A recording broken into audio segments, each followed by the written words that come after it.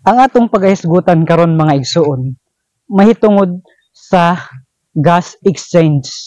Duha ka gas nga nagkambyuhan or nagpalitan sila mga igsuon, kumbaga sa Tagalog.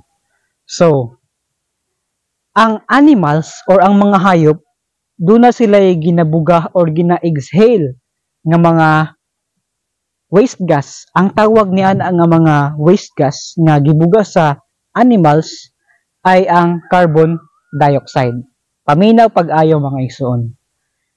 We as human being na belong or apilta sa grupo nga animal kingdom o particularly or specifically na bilong ta sa mammal kingdom.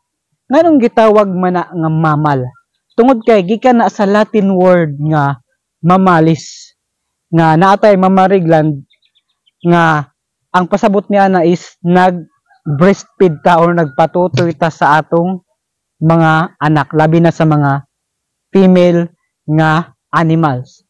Karon, kining carbon dioxide mga igsuon, pag nabuga na nato ni, muadto ni sa laing organism, dunay nagkinahanglan niini mga igsuon. Walay lain kundili ang mga tanom or ang mga plants. Karon, sa process ng photosynthesis is gamiton niya ang chlorophyll para mag-capture ng light energy tapos i-convert it into energy then is stored as sugars. So ang photosynthesis gamiton niya ang light energy, ang carbon dioxide or CO2 o ang water or H2O tapos ma-store siya as glucose. Then, ang byproduct niya na mahimong oxygen.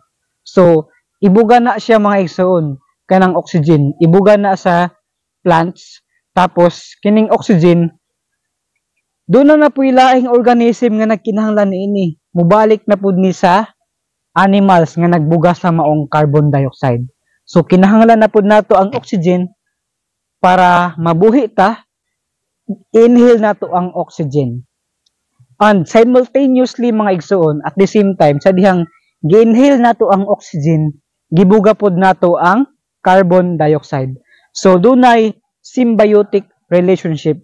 Isa sa mga symbiosis mga igsuon mao ang gitawag nga mutual relationship nga naghatag ta og carbon dioxide sa plants ug ang plants naghatag pod og oxygen sa atoa. So adunay interaction mga igsoon. Nagtinabangay lang ta diri sa kalibutan. Gitabangan nato ang plants pinaagi sa paghatag nato og carbon dioxide sa ilaha o gitabangan pud ta sa mga plants or ang mga tanom pinaagi sa paghatag nila og oxygen. Mao na mga igsoon ang gas exchange. Daghang salamat sa inyong pagpaminaw og maayong adlaw.